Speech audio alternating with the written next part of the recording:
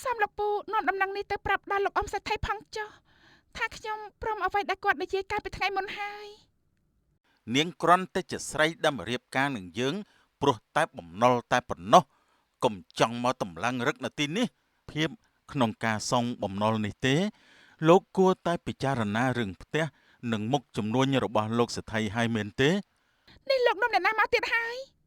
ដល់រហូតតែម្ដងហើយណោះម្ដងម្នាក់នេះម្ដងម្នាក់នោះសម្បូរណាស់ណោះពូកែរកណាស់នេះមាលាឯងជាប្រពន្ធឲ្យចេះអត់ទ្រាំបន្តិចទៅប្តីឯងវាតែអញ្ចឹងតាំងពីនៅកំឡោះម្លេះហើយឯងនេះក៏ជាអ្នកមករៀបការដោយស្ម័គ្រចិត្តជាមួយនឹងកូនប្រុសពុកដែរអូយកុំអោបខ្លាំងពេកអូនដាក់ដង្ហើមមិនរួចទេ អូបងសុំទោសមកពីបងរំភើបពេកភ្លេចខ្លួនទៅរឿងបុព្វេស្នេហ៍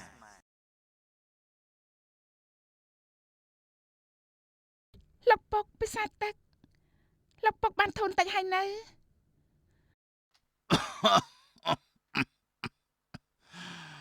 អឺទុកនៅនឹងចុះកូនចាំតិចទៀតចាំពុកហូបហើយកូនបានគិតរឿងនោះហើយនៅកូនរឿងនឹងក៏មិនទាន់បានគិតដល់ឡើយទេលោកពុកនៅសល់2ថ្ងៃទៀតតើបកូនជូនដំណឹងពុកលោកសេដ្ឋីយ៉ាងម៉េចទៅហើយបានធូរខ្លះនៅពុកចាំមិនហើយមិនក៏ក្អកខ្លាំងម្លេះពុកកូនបារម្ភណាស់កូនទៅរកពេទ្យមកព្យាបាលពុកសិន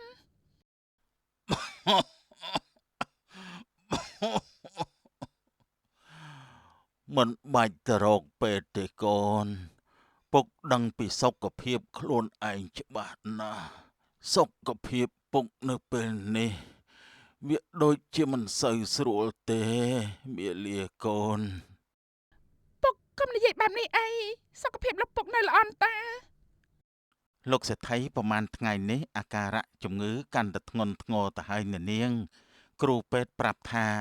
ជំងឺរបស់លោកសេដ្ឋីបណ្ដាលមកពីគាត់គិតច្រើនពេកបើនៅតែបែបនេះតទៅទៀតគឺច្បាស់ជាប៉ះពាល់ដល់ជីវិតគាត់ជាមិនខានទេពុកកុំកាត់អីឲ្យសោះណាពុកណាកូនបារម្ភពីលោកពុកខ្លាំងណាស់លោកពុកមិនកាត់អីទេមាលាកូនជីវិតពុកអាចរស់នៅបានយូរឬក៏ឆាប់គឺអាស្រ័យនៅលើកូនតែម្នាក់គត់មានតែកូនស្រីទេដែលធ្វើឲ្យជំងឺពុកឆាប់ជាបានលឿននោះតើខ្ញុំគិតធ្វើយ៉ាងម៉េចទៅខ្ញុំមិននឹងអាចបណ្ដោយឲ្យលោកពុកខ្ញុំកាន់តែធ្ងន់ធ្ងរជាងនេះបានទៅលោកពុករឿងកាលពីមុនដែលលោកសេដ្ឋីបានមកនិយាយជាមួយលោកពុកនោះពេលនេះខ្ញុំយល់ព្រមហើយកូននិយាយនេះគឺជាការពិតមែនទេកូនពិតជាយល់ព្រមមែនទេកូនពុកស្ដាប់មិនច្រឡំទេចាស់ពុកគ្មានអ្វីដែលសំខាន់ជាងពុកទៀតទេខ្ញុំធ្លាប់បាត់បង់អ្នកម៉ែហើយកូនមិនចង់បាត់បង់លោកពុកទៀតទេមាលាកូនពុកពិតជាអរគុណកូនណាស់ពុកអរគុណកូនពិតមែនណាកូនពុកមិនមានអ្វីនិយាយទៀតទេពុកអរណាស់ដែលកូនយល់ព្រមរៀបការជាមួយនឹងកូនលោកសេដ្ឋីដួងចាស់លោកពុកឆាប់ជាណាលោកពុកកូនបារម្ភពីពុកខ្លាំងណាស់លោកពូសំលោកពូនាំដំណឹងនេះទៅប្រាប់ដល់លោកអ៊ំសេដ្ឋីផងចុះថាខ្ញុំព្រមអ្វីដែលគាត់និយាយកាលពីថ្ងៃមុនហើយបាទនាងខ្ញុំនឹងនាំពាក្យទៅប្រាប់លោកសេដ្ឋីដួងឥឡូវនេះអញ្ចឹងលោកសេដ្ឋីខ្ញុំសូមលាសិនហើយបាទ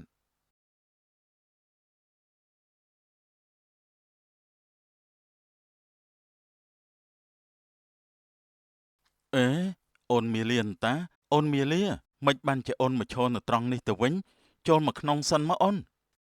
បងវិចិត្រអូនមិនអីទេបងអូនមកនេះ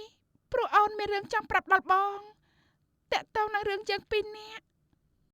តើអូនមានរឿងអី មិនក៏អូនធ្វើមុខបែបនេះហើយមកឈរនៅទីនេះយូរហើយមែនទេ មិនយូរទេបងអូនទៅតែម្ដងមិញនឹងដែរនឹងគឺអូនមកនេះមានរឿងរបស់ពួកយើងពួកយើង ពួកយើងទាំងពីរយ៉ាងម៉េចទៅអូនមិនបានជាអូននិយាយរអាក់រអួលអញ្ចឹងមានរឿងអីនិយាយមកបងចាំស្ដាប់ គឺរឿងយើងទាំងពីរពួកយើងបែកគ្នាទៅបង បែកគ្នាមីលានេះអូននិយាយអីហ្នឹងអូននិយាយលេងសើចជាមួយបងទេមែនទេអូននិយាយមិនពិតទេមែនទេ អូនមិនបាននិយាយលេងសើចទេបងគឺអូនបានយល់ព្រមរៀបការជាមួយនឹងកូនប្រុសលោកអ៊ំសេដ្ឋីដួងហើយឲ្យអូនសំទោសបងផងចុះ ថាម៉េចមីលាអូនមិននឹងអាចធ្វើបែបនេះបានទៅអូនមីលាបងមិនអាចខ្វះអូនបានទេបងស្រឡាញ់អូនខ្លាំងណាស់មិនបានជាអូនប្រាប់បងថាបែកអញ្ចឹងនោះ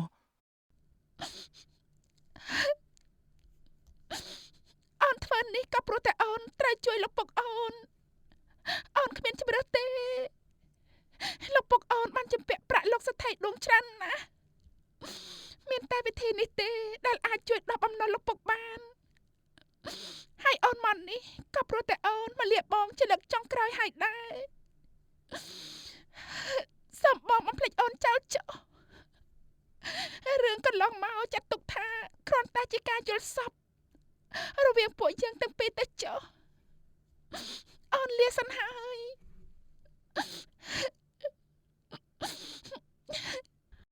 អូនមីលាកុំនិយាយបែបនេះណាអូនកុំនិយាយអញ្ចឹងអី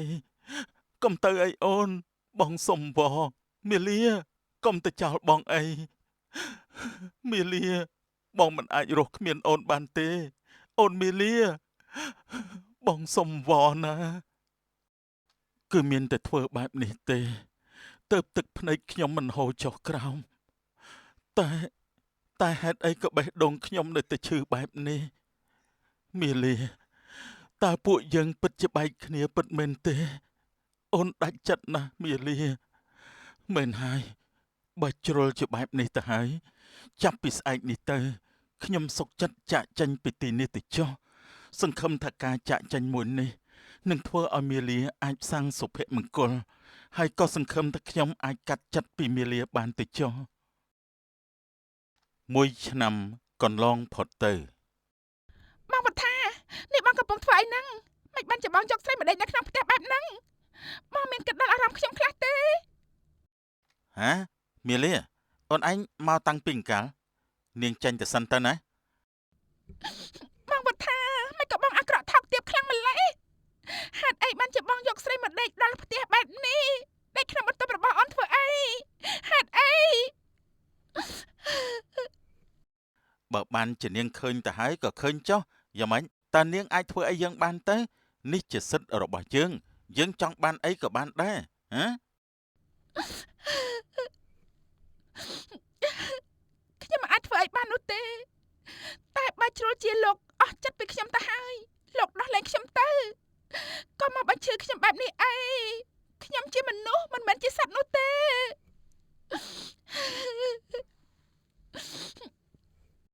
ដោះលែង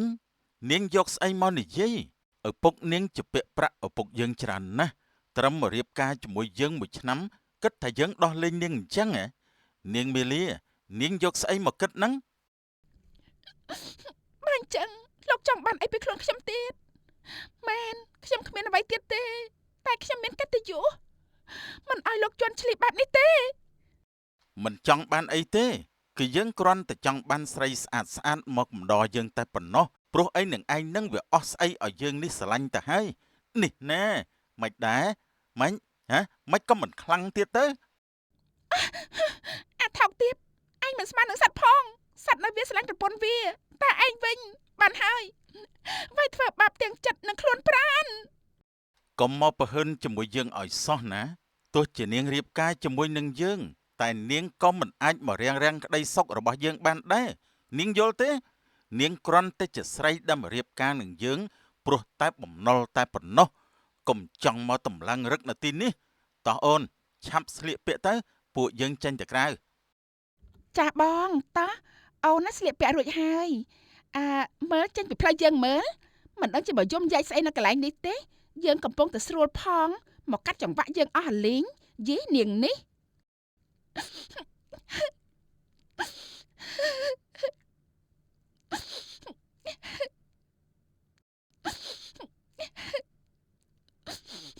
តើយើងជំពាក់កម្មអ្វីទៅមិនក៏យើងមកជួបរឿងបែបនេះតើជីវិតមួយនេះអាចមានពលឹកដែរទេលោកពុកបងវិចិត្រឲ្យអូនសំទោស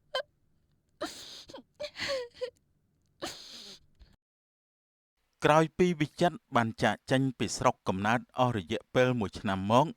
វិចិត្រក៏បានក្លាយជាសេដ្ឋីមានមាសប្រាក់ជាច្រើនហើយក៏បានត្រឡប់មកស្រុកកំណើតរបស់ខ្លួនវិញ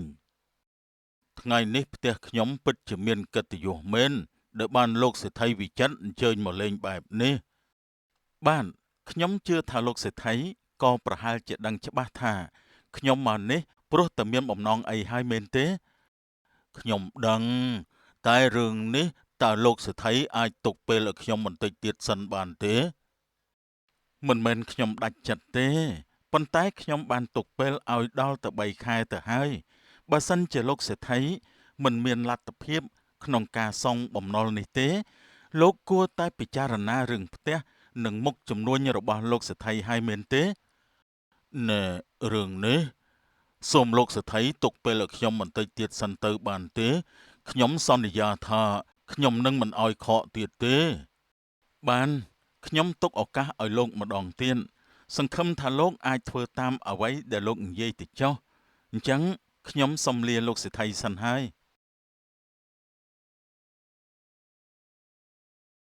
អូនឯងនេះពិតជាស្អាតមែនទែនមើលបងសុំថើបមួយមើលក៏អូបណាស់នេះមិនបងឯងចោះប្រកែកបញ្ជើអូនតែរហូតនឹងមិនមែនបញ្ចោទេតែជាការពិតអូនឯងពិតជាកោបមែនតានេះលោកនំអ្នកណាមកទៀតហើយដល់រហូតតែម្ដងហើយណោះម្ដងម្នាក់នេះម្ដងម្នាក់នោះសម្បូរណាស់ណោះពូកែរកណាស់នេះយ៉ាងម៉េចយើងចង់នាំអ្នកណាមកក៏មិនទៅស្អីនាងដែរឬក៏នាងចង់ជំទាស់ដែរមែនទេខ្ញុំមិនបានហាមឃាត់ទេតែលោកគួរតែគិតពីខ្ញុំជាប្រពន្ធរបស់លោកផងលោកចង់ធ្វើអីគួរតែគិតពីខ្ញុំខ្លះផងដឹងតែខ្លួនឯងមានប្រពន្ធហើយ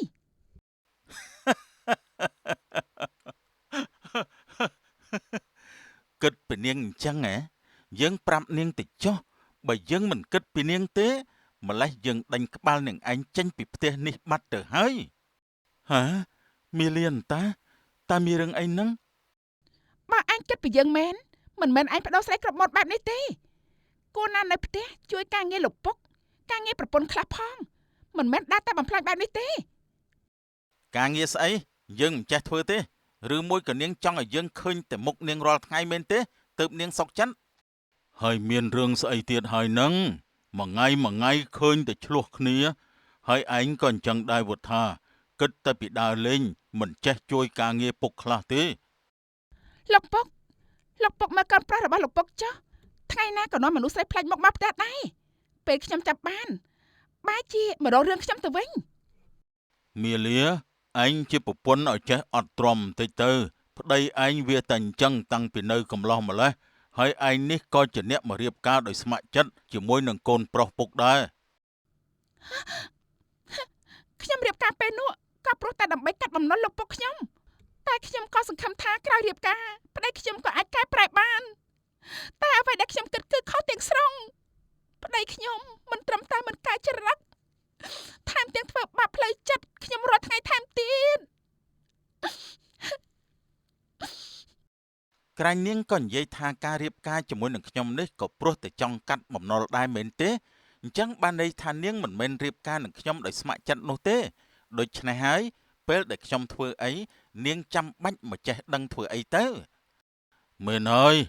យកល្អធ្វើជាប្រពន្ធកុំចេះដឹងរឿងប្តីច្រើនពេកអីហើយ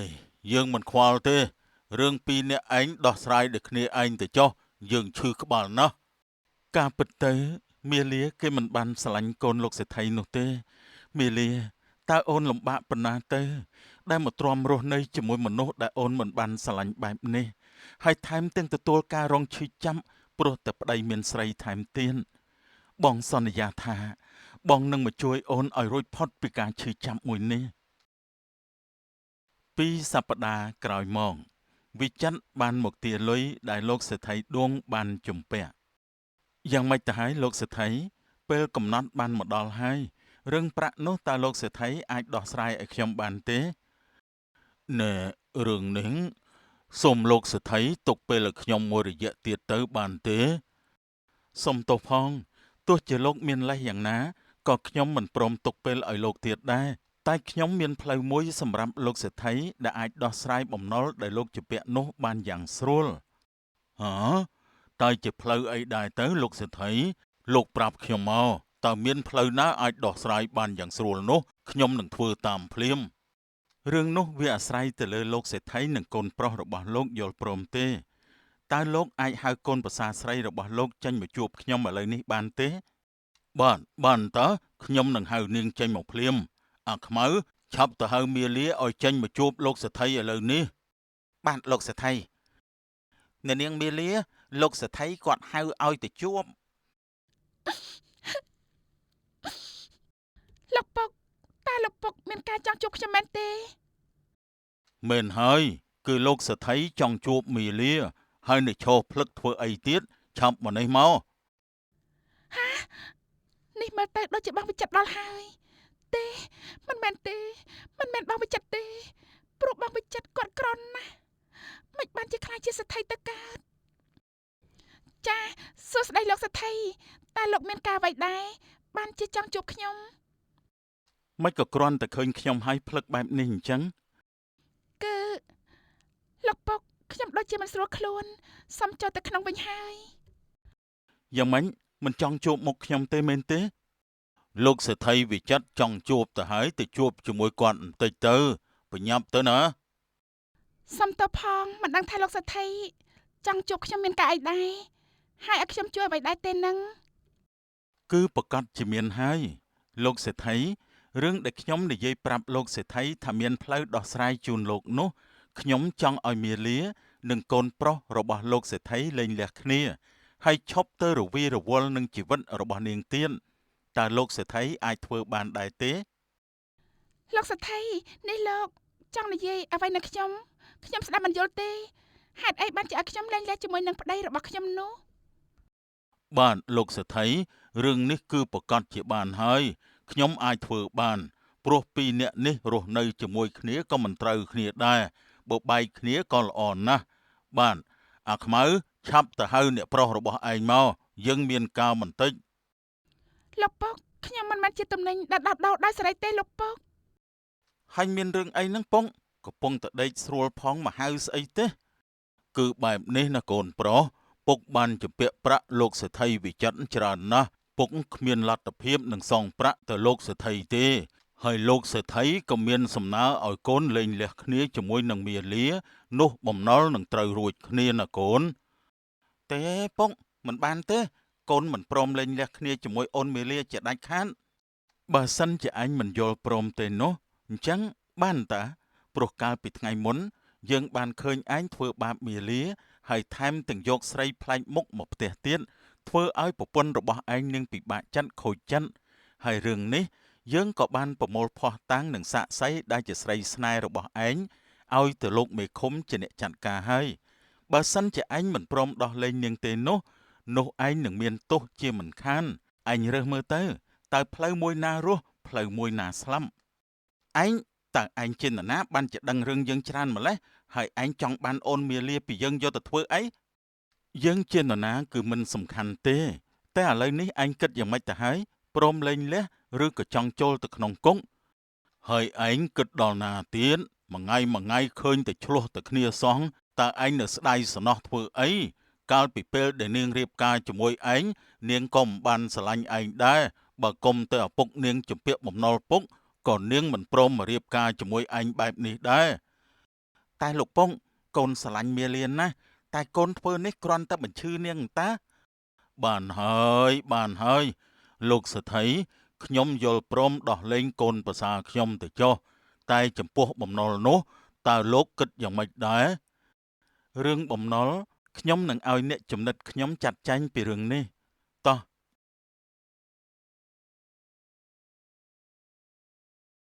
មីលាឲ្យបងសុំទោសផងណាព្រោះតែបងមិនល្អទើបបណ្ដោយឲ្យអូនជួបការលំបាកបែបនេះតែចាប់ពីពេលនេះតទៅបងសុំសន្យាជាមួយអូនថាបងនឹងមិនធ្វើឲ្យអូនលំបាកទៀតទេលោកសេដ្ឋីពេលនេះខ្ញុំមិនមែនជាមេលាដោយកាលពីមុនទៀតទេលោកខ្លាចជាសេដ្ឋីហើយមិនខ្វះទេនារីល្អដែលមកឲ្យលោកជ្រើសរើសនោះចំពោះខ្ញុំគ្រាន់តែជាបុប្ផាដែលរស់រយប៉ុណ្ណោះខ្ញុំមិនស័ក្តិសមជាមួយលោកឡើយអត់ទេមីលាអូននៅតែស្ថិតនៅក្នុងបេះដូងរបស់បងជានិច្ចតាំងពីពួកយើងបែកគ្នាមកបងមិនដែលមានថ្ងៃណាដែលថាមិននឹកដល់អូននោះទេយើងជួបជុំគ្នាវិញទៅណាអូនណាតែខ្ញុំមានឈ្មោះថាជាស្រីមេម៉ាយទៅហើយលោកមិនអាចឲ្យគេខ្សែចំអកទេខ្ញុំលែងមានតម្លៃស្អីឲ្យលោកមកស្រឡាញ់ខ្ញុំទៀតហើយទាំងទ្រព្យសម្បត្តិនិងរូបរាងអត់ទេអូនសម្រាប់បងអូននៅតែមានតម្លៃជានិច្ចបងសុំវកុំបែកពីបងទៀតអីណាពួកយើងផ្ដាំសាជាថ្មីទៅណាអូនណាបងពិតជាស្រឡាញ់អូនណាលោកមិនខឹងខ្ញុំទេខ្ញុំធ្លាប់ធ្វើឲ្យលោកពិបាកចិត្តខ្ញុំធ្លាប់ធ្វើឲ្យលោកឈឺចាប់មិនក៏នៅតែចង់បានខ្ញុំទៀតគឺព្រោះតែបងស្រឡាញ់អូនបងស្រឡាញ់អូនពួកយើងគឺជាគូពីរបុព្វេទោះជាមានរឿងអីក៏បងមិនព្រមបែកពីអូនដែរអូនយល់ទេកុំចាក់ចាញ់ពីបងទៀតអីណាបងសុំវ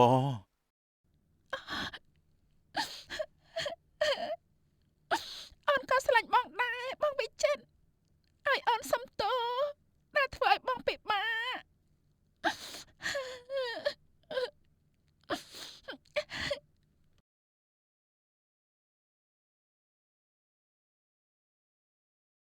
ហាមាលាកូន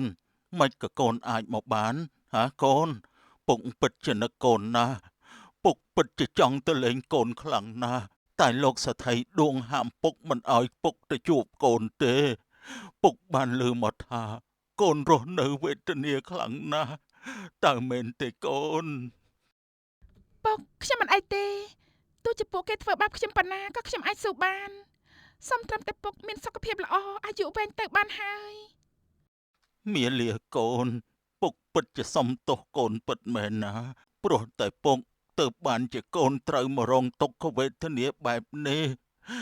ឲ្យពុកសុំទោសកូនផងមិនអីទេពុកចាប់ពីពេលនេះទៅខ្ញុំមានសេរីភាពវិញហើយពុកហាពិតមែនទេនេះមានរឿងអីទៅកូនហើយចំណែកលោកក្មួយខាងនេះជានរណាដែរនេះគឺបងវិចិត្រហើយក៏ជាសេដ្ឋីជួញត្បូងម្នាក់ដែរណាពុកខ្ញុំសូមជម្រាបសួរលោកអ៊ំបានលើកដៃថ្វាយព្រះក្មួយមកអញ្ជើញចូលមកលេងនៅក្នុងផ្ទះសិនមកណាក្មួយបានលោកសថីនិងកូនស្រីខ្ញុំស្គាល់គ្នាបានយ៉ាងម៉េចទៅអូខ្ញុំមិនលាក់បាំងលោកអ៊ំទេតាមពិតទៅខ្ញុំនិងមាលាស្រឡាញ់គ្នាយូរមកហើយប៉ុន្តែកាលនោះខ្ញុំគ្មានលទ្ធភាពគ្រប់គ្រាន់ទើបមិនអាចជួយអីលោកអ៊ំបានធ្វើឲ្យមាលាត្រូវរែកពុនទ្រាំរស់នៅរងទុក្ខវេទនាបែបនេះតែចាប់ពីពេលនេះតទៅឲ្យតែលោកអ៊ំមិនប្រកាន់នឹងខ្ញុំឲ្យតែមាលាផ្ដល់ឱកាសឲ្យខ្ញុំម្ដងទៀត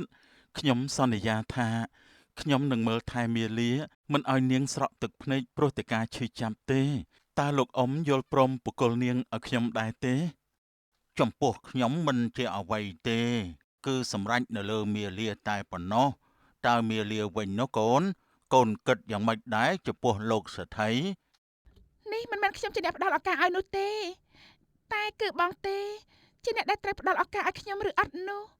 ព្រោះខ្ញុំមិនមានទ្រព្យសម្បត្តិអ្វីទៀតទេ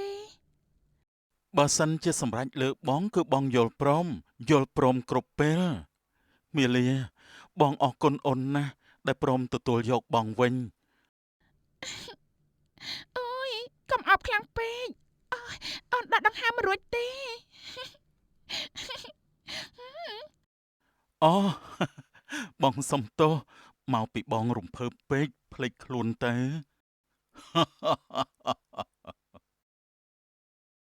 រឿងទេវបុត្រតូចកំចាត់កញ្ជ្រោងកន្ទុយ9មានរឿងមួយបានដំណាលមកថានៅក្នុងព្រៃជ្រៅមួយមានបិសាចកញ្ជ្រោងញីមួយក្បាលរស់នៅទីនោះបិសាចកញ្ជ្រោងញីមួយក្បាលនោះតែងតែធ្វើបាបមនុស្សដោយចាប់មនុស្សមកធ្វើជាអាហារបិសាចនោះរាល់ពេលដែលវាចិញ្ចាប់មនុស្សមកធ្វើជាអាហារម្ដងបើជួបមនុស្សប្រុសវាធ្វើជារាយអន្ទាក់ស្នេហ៍ជាស្រីស្អាតឲ្យមនុស្សប្រុសនោះឆ្លក់វង្វេងនឹងវាហើយបើប៉ះចំមនុស្សស្រីវិញវានឹងធ្វើឲ្យគេអាណិតដល់វារួចហើយវាក៏ចាប់ពួកគេមកធ្វើជាចំណីតែម្ដងមានថ្ងៃមួយពូខុំបានដើរចូលទៅក្នុងព្រៃដើម្បីរកថ្នាំក៏ប្រទះឃើញបិសាចកញ្ជ្រោងកន្ទុយ9កំពុងតែងូតទឹកពូខុំក៏លួចមើលនាងបិសាចនោះ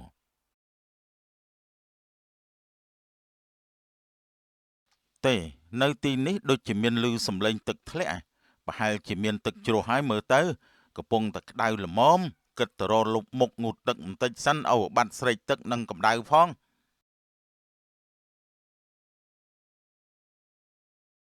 អាយ៉ាទីនោះមានមនុស្សស្រីកំពុងងូតទឹកអង្តាមើលចោះសាច់ឡើងសខ្ចីញញតែម្ដងហើយនៅកដាលព្រៃបែបនេះមិនក៏មានស្រីស្អាតមកងូតទឹកលេងអញ្ចឹងដែរណោះមើលចោះឃើញអញ្ចឹងអីចង់ទៅចូលទៅដោះក្អែលឲ្យទេអូយសឲ្យស្គោះដូចបដូលចេកតែម្ដងហើយបើបានអែលមិនដឹងជាស្រួលយ៉ាងម៉េចទេនេះបិសាចកញ្ជ្រោងកន្ទុយ9គ្រាន់តែពូខុំទៅដល់នាងក៏ដឹងបាត់ទៅហើយគ្រាន់តែនាងធ្វើមិនដឹងតែប៉ុណ្ណោះមួយសន្ទុះក្រោយមកបិសាចកញ្ជ្រោងកន្ទុយ9ក៏ងើបពីទឹករួចដើរចូលទៅក្នុងព្រៃបានទៅធ្វើឲ្យពូខុំចង់ទៅតាមនាងមិនក៏បញ្ញាប់ងើបពីទឹកម្លេះមិនទាន់បានមើលស្រួលបួលផងអូយស្ដាយណាស់វ៉ៃមិនក៏ស្រីស្អាតមិននៅងូតទឹកឲ្យបានយូរបន្តិចបើនៅយូរបន្តិចដឹងតែញ៉ែបានហើយរកទៅងូតទឹកបន្តិចសិនមើលវ៉ៃមិនដែលមានស្រីស្អាតឯណាមកនៅក្នុងព្រៃអញ្ចឹងទេ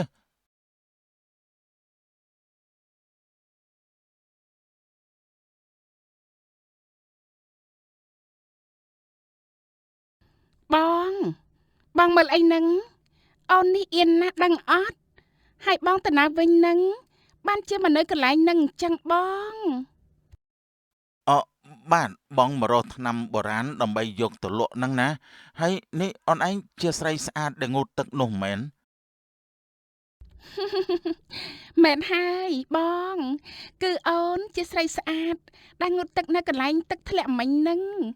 តើបងមានការអ្វីដែរបានជាមកតាមខ្ញុំអញ្ចឹងដឹងអត់ថាអូននេះអៀនខ្លាំងណាស់តែមិញនេះបងបានឃើញអូនទៅងើបពីទឹកហើយដើរចូលទៅក្នុងព្រៃតាបងនេះខ្លាចមានសត្វសាហាវមកធ្វើបាបអញ្ចឹងហើយបានជាបងមកតាមទៅហើយមិនក៏អូនមកដល់ទីនេះលឿនម្ល៉េះអូ ខ្ញុំទម្លាប់ធ្វើអ្វីលឿននឹងណាបងអូននីងអរគុណហើយដែលបារម្ភពីអូនដែលជាមនុស្សស្រីហើយបងមកនៅក្នុងព្រៃជ្រៅអញ្ចឹងមានអ្វីដែរនឹងបងគឺបងមករកថ្នាំហើយក៏បានដើរមកដល់ទីនេះចៃដន្យឃើញអូនកំពុងតែងូតទឹកតែបងអត់មានបំណងលួចមើលអូនទេឲ្យបងនេះសុំទោសផងណាគ្មានបំណងតែតាមមកមើលអញ្ចឹងមែនអត់ហើយក៏លួចមើលខ្ញុំងូតទឹកមែនទេបងនេះសម្ដីក្បត់ចិត្តគឺមិនមែនអញ្ចឹងទេបងស្រេកទឹកពេកមកពីដើរអស់កម្លាំងផងក៏មករកផឹកទឹកឲ្យមានកម្លាំងបន្តិចស្រាប់តែឃើញអូនងូតទឹកទៅតែបងគ្មានបំណងចង់មើលនោះទេបងឯងនេះពិតជាខូចមែនគ្មានបំណងទេតែតាមមកមើលអូនទៀតអូននេះមិនជឿលើមនុស្សប្រុសទេមនុស្សប្រុសសុទ្ធតែខូចទាំងអស់ហ្នឹងនេះអូនកំពុងធ្វើអីហ្នឹងនេះបងអូន អូនឯងអែលបងបែបនេះវាដូចជាព្រឺសម្បល់ឯមិនដឹងទេអញទ្រាំបានឥឡូវហើយបើសខ្ចីញញយ៉ាងនេះនោះហឺយអញឥឡូវនឹងហើយ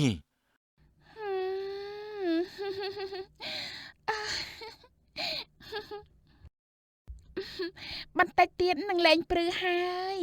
បងអូននឹងធ្វើឲ្យបងស្រួលខ្លួនมันមានការឈឺចាប់អ្វីទាំងអស់ណាបង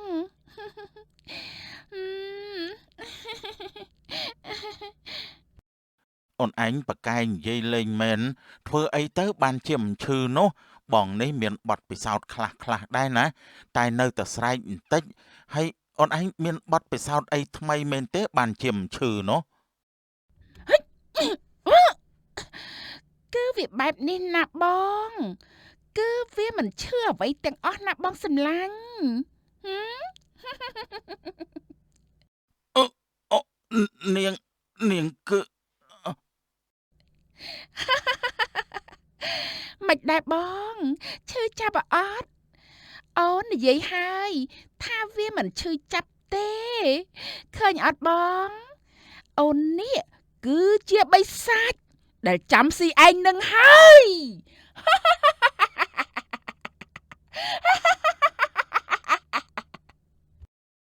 នាងជាបីសាអើអូយ មែនហើយបងអូនគឺជាបិសាចមិនដែរអាប្រុសថោកទៀតឃើញស្រីស្អាតមិនបានឯងសំតែងាប់បែបនេះហើយ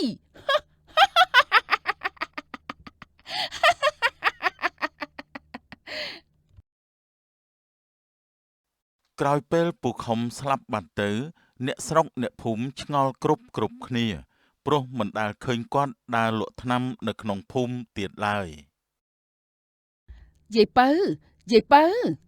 មួយរយៈនេះដូចជាមិនឃើញលោកបងខំបលក់ថ្នាំទៀត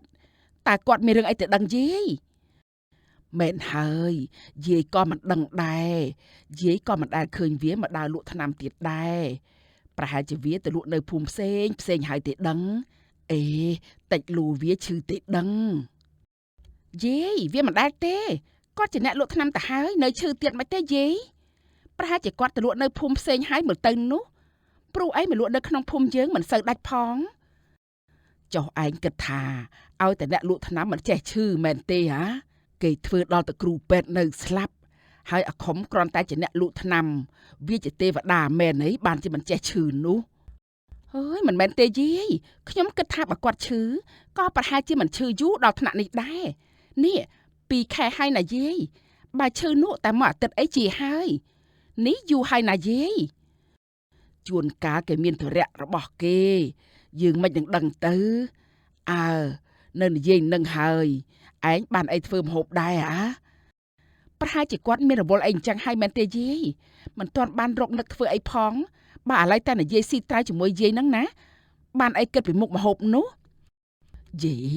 មើលវានិយាយឯងនឹងហើយអ្នកមកនិយាយសោះមកថាឯងនឹងបបួលវាស៊ីត្រាវមែនហើយចុះប្តីរបស់ឯងទៅណាហើយមិនក៏មិនឃើញនៅផ្ទះអញ្ចឹងអូគាត់មិនទាន់មកពីស្រែវិញទេយាយរកគាត់មានការអីមែនទេយាយបានជាសួររកតែគាត់មិនសួរខ្ញុំផងវាគ្មានស្អីទេគ្រាន់តែឃើញមកនៅផ្ទះទើបបានជាសួរនឹងណាហើយយើងសួររកនាងឯងធ្វើស្អីបើនៅនឹងមុខយើងហើយនឹងទៅរកធ្វើស្អីទៀតអូមែនខ្ញុំភ្លេចឲ្យឆឹងទៅយាយអូនោះយាយគាត់មកដល់ល្មមពុកវាមកហើយយាយពៅគាត់រកមានការបន្តិចពិតជាអាយុវែងមែនវើយនឹកដើមក៏មកដល់ផ្លែតតែម្ដងយាយម៉ែវាខ្ញុំមកវិញហើយចាឆាប់តែងូតទឹកងូតភក់សិនទៅនឹងអានម្ហូបបាយមានកម្លាំងណាឯងអូមិនអីទេឯងហូបមុនទៅខ្ញុំមិនទាន់ឃ្លានទេខ្ញុំមិនទាន់ហូបបាយទេព្រោះគិតតែចង់ទៅរកអស់នៅក្នុងព្រៃមួយផ្លេតសិនមើលទៅដូចជាអស់ហើយហូបសិនទៅចាំស្អែកចាំទៅរកក៏បានដែរចំណែកអស់យើងនៅខ្លះហើយណាមួយឪវាឯងមកពីភ្ជួរស្រែអស់កម្លាំងហើយ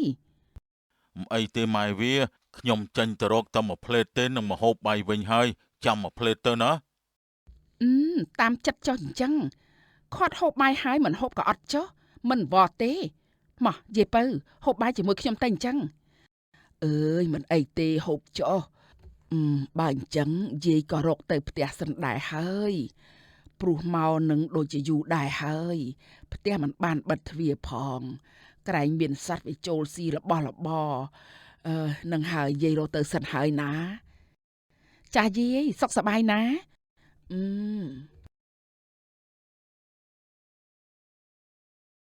យាយពៅក៏ត្រឡប់ទៅផ្ទះវិញបានចំណែកពូប៉ោងក៏បានចូលទៅក្នុងព្រៃដើម្បីរកអុសពេលទៅដល់ក្នុងព្រៃកំពុងតែកាប់អុសសុកស្រាប់តែពូប៉ោងឮសំឡេងមនុស្សស្រីស្រែកឲ្យជួយនៅក្នុងព្រៃនោះជួយផងមានមនុស្សនៅដែរទេ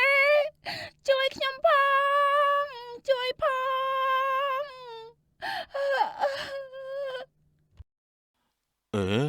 នៅទីនេះមិនក៏មានមនុស្សស្រីចូលមកដល់ទៀតតិចមានរឿងអីទីដឹងបានជាស្រែកឲ្យជួយបែបនេះនោះជួយខ្ញុំផងតើមានមនុស្សទេជួយខ្ញុំផងខ្ញុំដើរមិនរួចទេជួយខ្ញុំផង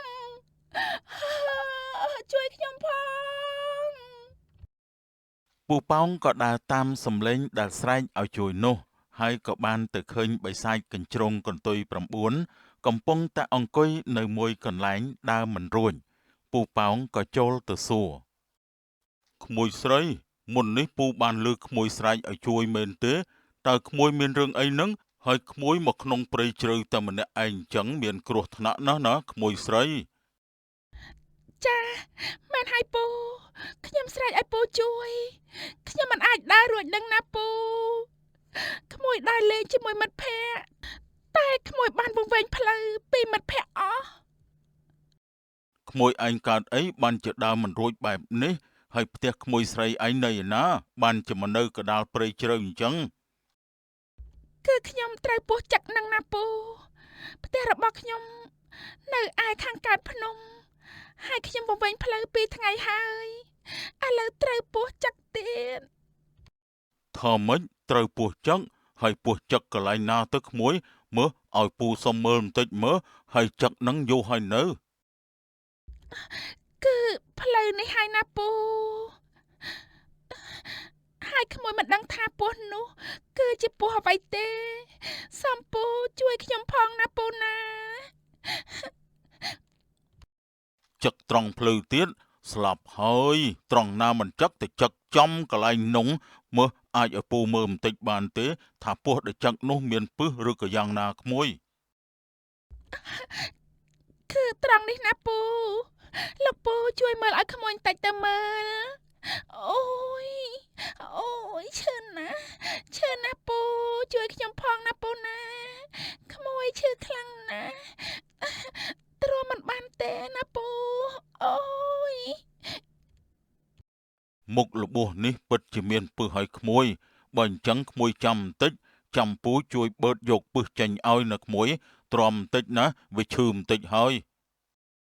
ពូប៉ោងក៏អោនបឺតពឹសពោះចេញពីជើងរបស់បិសាចកញ្ជ្រងពេលកំពុងតែបឺតពឹសចេញជើងរបស់ស្រីបិសាចក៏ប្រែជារោមពណ៌ស្វាយក្រាស់ក្រចកជើងមានក្រញាំ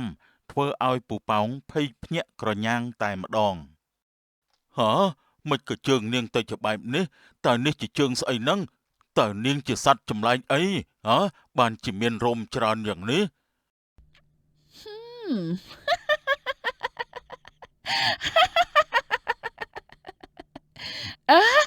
ព្រោះតែយើងគឺជាបិសាចនោះអីប្រគល់ជីវិតឯងមកបិសាចនៅមិនបានទេក្បាច់ម៉ែចែកឲ្យហើយរត់ឲ្យអញនៅយូរទេទៅហើយពូប៉ោងមិនបង្អង់យូរគាត់ក៏ដាក់លេខរត់បះសក់មិនងាកក្រោយចំណែកឯបិសាចកញ្ជ្រងក៏ដេញតាមពីក្រោយដែរដោយសារតែពូប៉ោងរត់លឿនពេកបិសាចកញ្ជ្រងក៏បញ្ចេញយុទ្ធសិលហោះទៅស្ទាក់ពីមុខពូប៉ោងធ្វើឲ្យពូប៉ោងដាច់ផ្ងាមកក្រោយអុកគូនចង់រត់ទៅណាឯងស្មានថាអាចកិច្ចរួចមែនទេយកល្អ មិនបាច់រត់នាំតែហត់នោះទេព្រមធ្វើជាអាហាររបស់យើងទៅ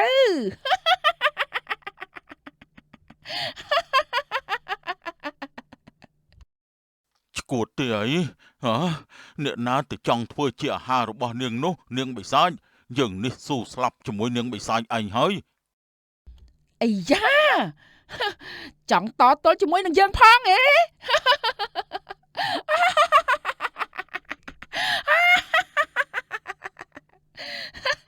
ព្រមឬមិនព្រមក៏យើងត្រូវទៅយកឯងធ្វើជាអាហារយើងដែរប ិសាចកញ្ជ្រងហក់កន្ទ្រប់ទៅលើពូប៉ោងតែសំណាងល្អពូប៉ោងមានបន្តោងរូបស្លឹកពោធិ៍ដែលលោកឪទុកឲ្យក៏ធ្វើឲ្យបិសាចនោះវាមិនអាចធ្វើអ្វីពូប៉ោងបានពេលដែលបិសាចនោះប៉ះពូប៉ោងខ្លួនប្រាណរបស់វាក៏ប្រែជាក្តៅដូចភ្លើង អូក្តៅណាស់ក្តៅណាស់មិនក៏យើងមិនអាចធ្វើអីឯងបានក្តៅណាស់តើឯងមានអ្វីការពារមែនទេបានជាយើងក្តៅយ៉ាងនេះអូយ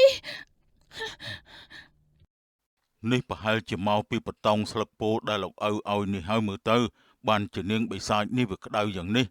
អូយនៅមិនបានទេរត់សិនហើយទាន់មានឱកាសល្អ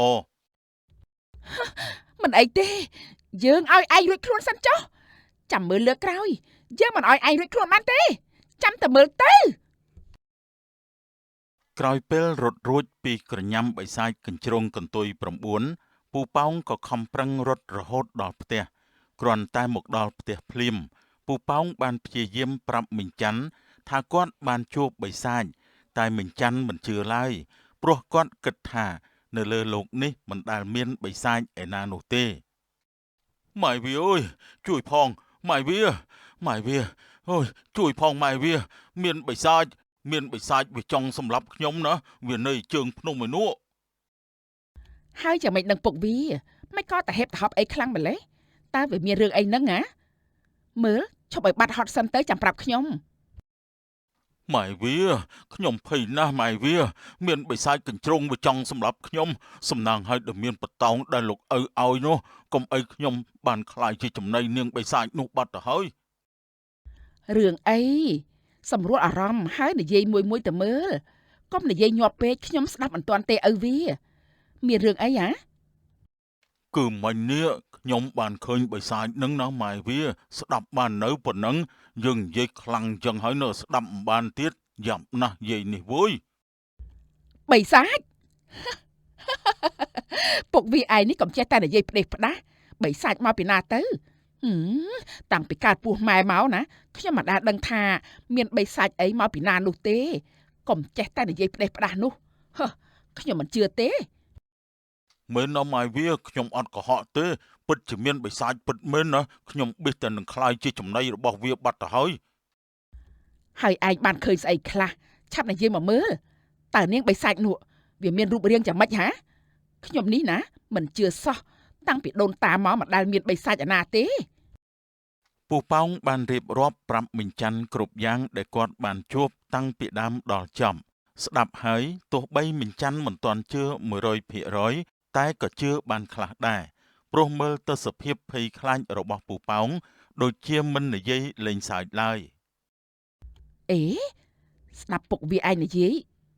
ពិតជាមិនគួរឲ្យជឿនោះទេប៉ុន្តែមើលពុកវាឯងចុះភ័យឡើងញ័រខ្លួនស្លេកស្លាំងបែបនេះពិតជាសភាពឃើញខ្មោចបិសាចពិតមែនអើយណាស់ហើយពុកវាឯងសម្រួលអារម្មណ៍សំពះព្រះទៅដើម្បីឲ្យបាត់ភ័យខ្លាច ម៉ែវាពិតជាមានបិសាចមែនណាខ្ញុំអត់កុហកឯងទេកុហកឯងមិនដឹងជាបានអីមកវិញផងហ្នឹងបើអញ្ចឹងខ្ញុំចូលទៅដេកសិនហើយ ទៅចុះពុកវាហើយមិនដឹងថាគួរជឿឬក៏មិនជឿនោះទេ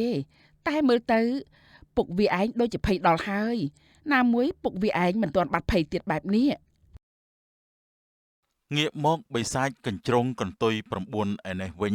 ប៉ុន្មានថ្ងៃមកនេះវាមិនអាចរកមនុស្សមកធ្វើជាអាហារបានឡើយព្រោះតែនៅក្នុងព្រៃជ្រៅមិនសូវជាមានមនុស្សណាចូលទៅដល់បានទេស្រីបិសាចក៏សម្រេចចិត្តថានឹងចេញទៅរកចាប់មនុស្សនៅទីប្រជុំជនវិញម្ដង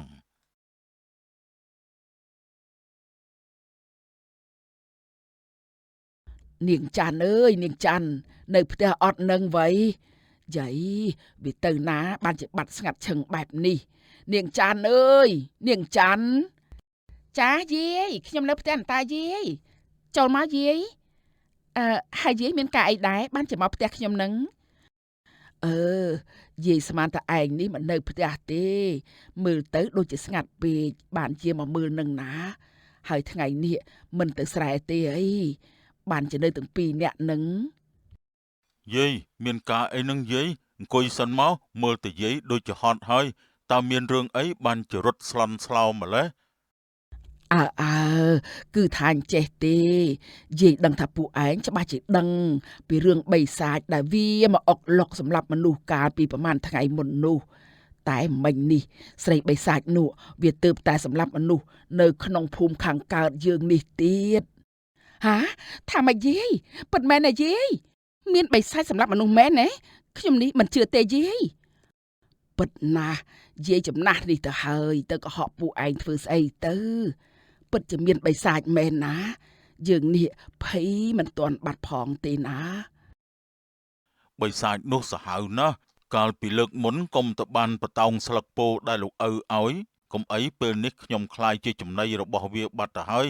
មិនហើយម៉ែវាខ្ញុំនេះអត់កុហកទេណាពិតជាមានបិសាចពិតប្រកបមែនពេលនេះខ្ញុំជឿឪវាឯងហើយថាពិតជាមានបិសាចមែននោះតើពួកយើងធ្វើយ៉ាងម៉េចទៅយាយហាឪវាបានន័យថាឯងធ្លាប់បានជួបនាងបិសាចនោះហើយអញ្ចឹងហ៎ជីវិតរបស់ឯងថ្លៃហើយទេវតាលោកអើយ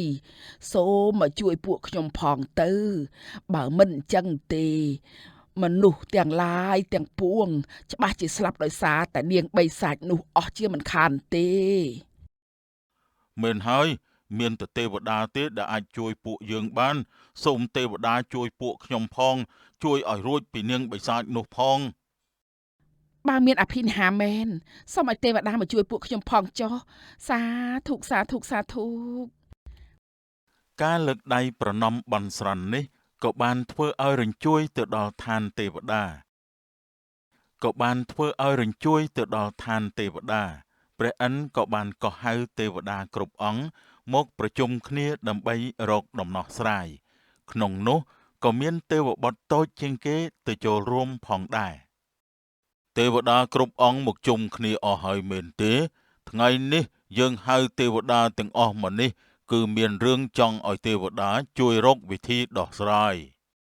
ក្រាបទូលព្រះឥន្ទទេវតាមកជុំគ្នាអស់ហើយពេលនេះទ្រង់អាចបើកអង្គប្រជុំបានហើយក្រាបទូលថ្ងៃនេះយើងក៏ហៅទេវតាគ្រប់អង្គមកនេះព្រោះតែមានចង់ឲ្យទេវតាគិតគូររកដំណោះស្រាយដើម្បីជួយទៅដល់មនុស្សលោកដែលកំពុងទៅត្រូវបិសាចកញ្ជ្រោងកន្ទុយ9វាអុកឡុកនិងសម្លាប់មនុស្សអស់ជាច្រើនអ្នកមកហើយបិសាចនោះពីមួយថ្ងៃទៅមួយថ្ងៃវាកាន់តែខ្លាំងដៃទៅព្រោះតែគ្មានអ្នកណាអាចបង្ក្រាបវាបានឡើយតើមានទេវតាអង្គណាមានយោបល់អ្វីខ្លះទេបិសាចកញ្ជ្រោងកន្ទុយ9នេះវាមានយុទ្ធសាស្ត្រខ្លាំងពូកែណាស់សំអាងលើយុទ្ធសាស្ត្រទេវតាពួកយើងខ្លាចតែមិនអាចទប់ទល់ជាមួយនឹងវាបានទេក្រាបទូលតាមពិតទៅរឿងនេះមិនមែនថាពួកយើងមិនអាចយកឈ្នះបាននោះទេប៉ុន្តែអ្វីដែលសំខាន់តើមានទេវតាអង្គណាដែលមានចិត្តក្លាហានហ៊ានទៅតតាំងជាមួយនាងបិសាចនោះដែរទេព្រះអិនរឿងនេះទុកឲ្យទូលបង្គំជាអ្នកទៅចុះទូលបង្គំស្ម័គ្រចិត្តទៅសម្រាប់នាងបិសាចកញ្ជ្រោងនោះទេវបុត្រតូចតើអាចទៅរួចដែរទេព្រោះនាងបិសាចនោះវាមានយុទ្ធសាស្ត្រខ្លាំងពូកែណាស់ណាទេវបុត្រតូចព្រះអិនភ្លេចហើយឬថាទូលបង្គំកាត់ចេញមកពីណាននោះគឺទូលបង្គំកាត់ចេញពីដើមឈើអមតៈរបស់ព្រះម៉ែទោះបីជាទូលបង្គំនៅតូចពិតមែនប៉ុន្តែទូលបង្គំមានយុទ្ធសាស្ត្រខ្លាំងពូកែទូលបង្គំគិតថានឹងអាចយកឈ្នះលើបិសាចនោះបានក្រាបទូលទេវបុត្រតូចទេវបុត្រមានមាឌតូចពិតមែនប៉ុន្តែមានបេះដូងធំណាស់មានចិត្តចង់ជួយដល់មនុស្សលោកឆន្ទៈរបស់ទេវបុត្រតូចមិនសរសើរមិនបាននោះទេល្អយើងអនុញ្ញាតឲ្យទេវបុត្រតូចជាអ្នកចាត់ការក្នុងរឿងនេះទៅចុះតើទេវបុត្រតូចចង់បានអ្វីខ្លះពីយើងដែរទេក្រាបទូលព្រះអិនទូលបង្គំមិនមានអ្វីទេក្រាបទូល ក្រោយពេលដែលទទួលព្រះរាជបញ្ជាពីព្រះឥន្ទហើយទេវបុត្រតូចក៏បានហោះចុះទៅឋានកណ្ដាលដើម្បីទៅកម្ចាត់បិសាចកញ្ជ្រោងកន្ទុយ9នោះភ្លាមងាកមកមើលបិសាចកញ្ជ្រោងកន្ទុយ9ឯនេះវិញបន្ទាប់ពីសម្លាប់មនុស្សកាន់តែច្រើនទៅពីមួយថ្ងៃទៅមួយថ្ងៃវាសប្បាយចិត្តណាស់ព្រោះនៅឯឋានកណ្ដាលនេះគ្មាននរណាម្នាក់ដែលអាចយកឈ្នះលើវាបានឡើយ នៅឋានមនុស្សនេះពិតជាធ្វើឲ្យយើងរស់បានស្រួលពិតមែនគ្មានអ្នកណាដែលមានយុទ្ធសាស្ត្រអាចកម្ចាត់យើងបានឡើយចំណែកពួកមនុស្សទាំងអស់នោះវាសមណាស់នឹងធ្វើជាអាហាររបស់យើង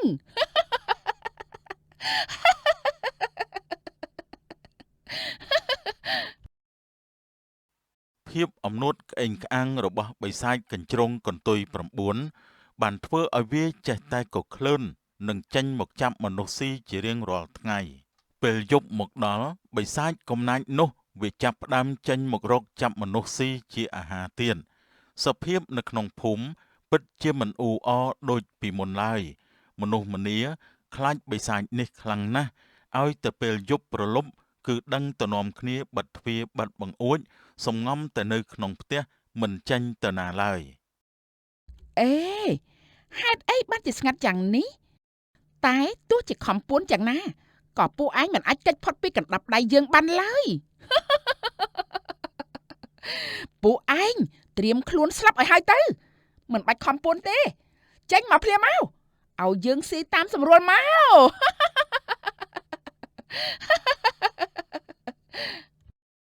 បិសាចកញ្ជ្រោងបានក្រឡាខ្លួនទៅជាសត្វកញ្ជ្រោងរួចហោះទៅទម្លុះទ្វាររបស់អ្នកស្រុកដើម្បីចាប់មនុស្សមកធ្វើជាអាហារសត្វកញ្ជ្រោងបានចូលទៅក្នុងផ្ទះរបស់មីងច័ន្ទនិងពូប៉ោងមីងច័ន្ទនិងពូប៉ោងគ្រាន់តែឃើញភ្លាមភ័យខ្លាំងណាស់ព្រោះគិតថាខ្លួននឹងមិនអាចមានជីវិតរស់បានឡើយ ពុកវាបីសា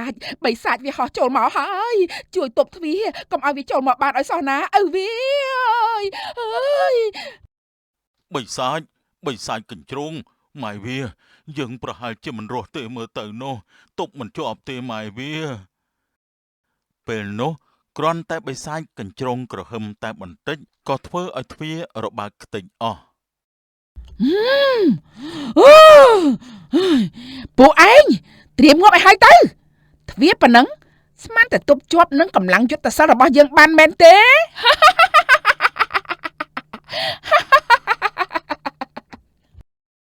បិសាចកញ្ជ្រោងរៀបនឹងលោតទៅខំមីងច័ន្ទនិងពូប៉ោងទៅហើយក៏ស្រាប់តែទេវបុត្រតូចបានមកដល់ទាន់ពេល ឈប់ភ្លាមនាងបិសាចកញ្ជ្រោងឈប់សម្លាប់មនុស្សភ្លាមទៅយើងនេះនឹងទុកជីវិតឲ្យនាងបិសាចឯង ឯងជាអ្នកណាមិនបានជាឯងហ៊ានមករារាំងយើងបែបនេះហើយចង់ទុកជីវិតឲ្យយើងទៀតទេ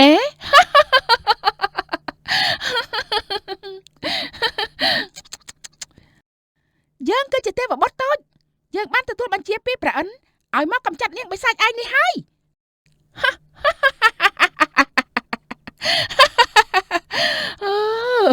ពិតជាគួរឲ្យអស់សំណើចខ្លាំងណាស់ព្រះឥន្ទអស់មនុស្សប្រាហើយមែនទេតើបានជាបញ្ជូនឯងមកបែបនេះហ៎អាល្អិតឯងស្មានថាអាចយកឈ្នះយើងបានទេតើឬធំមិនសំខាន់ទេសំខាន់គឺយុទ្ធសាស្ត្ររបស់ឯងអាចទប់ទល់ជាមួយនឹងយើងបានដែរទេយើងតូចមែនពិតតែតូចខ្លំណានាងបិសាចបានបើឯងចង់ប្រយុទ្ធនោះយើងកំដរឯងទៅចុះ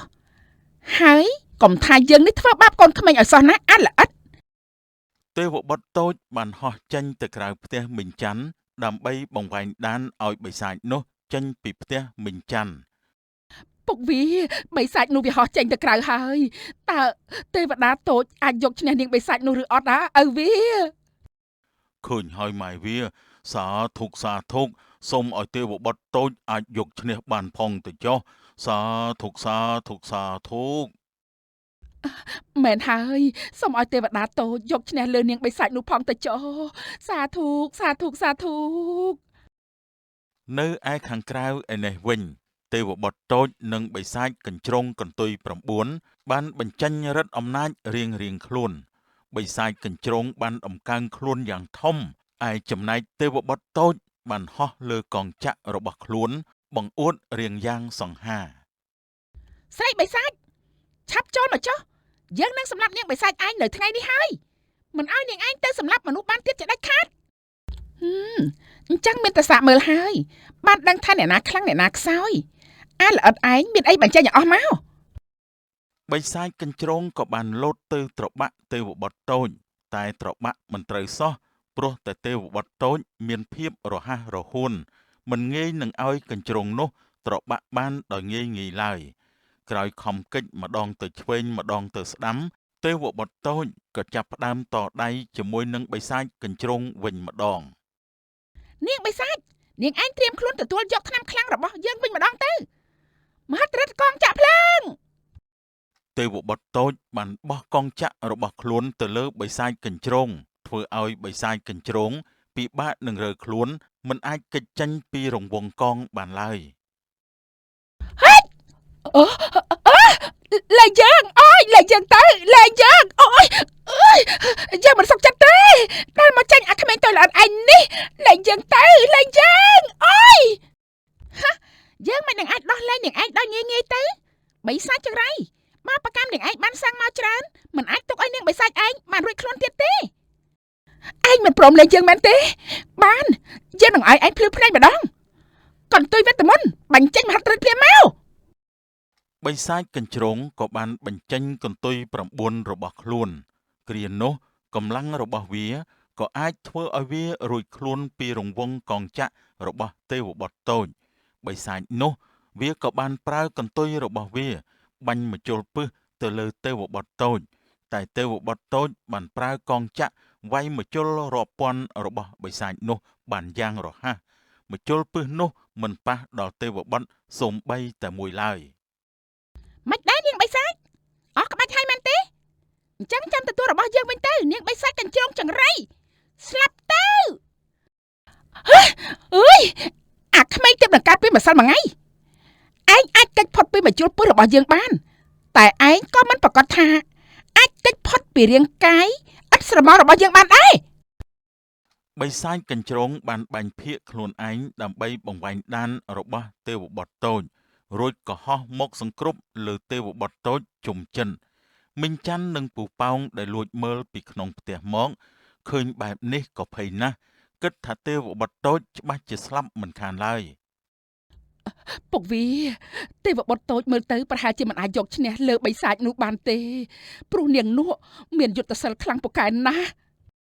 ពិបាកថាដែរនឹងណាម៉ែវាមើលចុះទេវបុត្រតូចត្រូវបិសាចនោះរោមជុំចិត្តទៅហើយតែយើងត្រូវតែមានសង្ឃឹមលើទេវតាតូចកំពុងតែអស់សង្ឃឹមស្រាប់តែភ្លាមនោះទេវបុត្រតូចក៏បានហោះចេញទម្លុះវងស្រមោលរបស់បិសាចកញ្ជ្រោងរួចក៏គប់កងចក្រទៅលើបិសាចធ្វើឲ្យវាខ្ទាតទៅធ្លាក់នៅលើដីមួយទំហឹងនិងក្អួតឈាមភ្លាមមួយរំពេញ ពុកវីមើលចុះទេវបុត្រតូចមិនអីទេពុកវីថែមទាំងធ្វើឲ្យនាងបិសាចនោះវាត្រូវរបួសហើយ ជយោទេវបុត្រតូចពិតជាប្រកាយមែនទេវបុត្រតូចសម្រាប់នាងបិសាចនោះចោលទៅ ស្រីបិសាចកញ្ជ្រោងពេលនេះនាងត្រូវកងចាក់ផ្ដាច់ប្រលឹងរបស់យើងហើយនាងគ្មានសង្ឃឹមនឹងរស់ទៀតទេឯងពិតជាខ្លាំងមែនអាល្អិតយើងសុំចាញ់ឯងហើយជយោវាងាប់ហើយម៉ែវាបិសាចនោះវាងាប់ហើយទេវបុត្រតូចបានយកឈ្នះនាងបិសាចនោះបានហើយជយោ មែនហើយឪវីតោះឪវីពួកយើងចេញទៅជួបទេវបុត្រតូចព្រាមទៅតោះម៉ែវាយើងចេញទៅអរគុណដល់ទេវបុត្រតូចទៅដែលបានជួយពួកយើងឲ្យរួចពីនាងបិសាចនោះអ្នកស្រុកអ្នកភូមិក៏ចេញពីផ្ទះរៀងខ្លួនដើម្បីមកអរគុណដល់ទេវបុត្រតូចតាមពិតទៅអ្នកដែលលួចមើលការប្រយុទ្ធគ្នារវាងទេវបុត្រតូចនិងបិសាចនោះមិនមែនមានតែមីងច័ន្ទនិងពូប៉ោងទេគឺគ្រប់គ្នាក៏តាមដានមើលការប្រយុទ្ធមួយនេះដូចគ្នាដែរ ទេវបុត្រតូចពិតជាប្រកែអស្ចារ្យមែនទែនដែលបានសម្លាប់នាងបិសាចនោះឲ្យពួកយើង មិនមានអ្វីតបស្នងជូនទេវតាតូចទេណាបាទមិនអីទេអ៊ំពូមីងនេះជាទូនាទីទេវតាតូចអរគុណពូមីងទាំងអស់គ្នាហើយដែលបានធ្វើបុណ្យកុសលដល់ទេវតា ទេវបុត្រតូចពេលនេះអ្នកភូមិយើងប្រៀបបាននឹងរស់ឡើងវិញអញ្ចឹងព្រោះបិសាចនេះវាអុកឡុកអ្នកភូមិអ្នកស្រុកជាយូរណាស់មកហើយសម្រាប់មនុស្សក៏មិនតិចនោះដែរ សម្រាំងណាស់ដែលបានទេវតាតូចមកជួយទាន់ពេល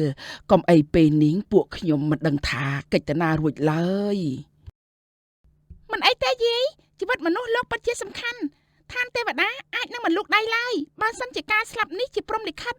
តែនេះគឺព្រោះតែមានបិសាចចេញមកអុកឡុកតើពួកព្រះអិនដែលនៅឋានទេវតាទ្រង់មិនស្ងប់ប្រតិយក៏ចាត់ឲ្យខ្ញុំមកជួយទៅពេលនេះអ្នកទាំងអស់គ្នាលែងអីហើយអញ្ចឹងខ្ញុំលាទៅវិញសិនហើយចាអរគុណហើយទេវតាតូចដែលបានមកជួយអ្នកភូមិយើងទាំងអស់គ្នា ចាប់តាំងពីកំចាត់បិសាចកញ្ជ្រោងកន្ទុយ9នោះរួចមកអ្នកភូមិអ្នកស្រុកក៏រស់នៅប្រកបដោយសុខសាន្តនិងនាំគ្នាប្រកបរបរចិញ្ចឹមជីវិតនិងធ្វើស្រែចម្ការវិញដូចធម្មតាតរៀងទៅ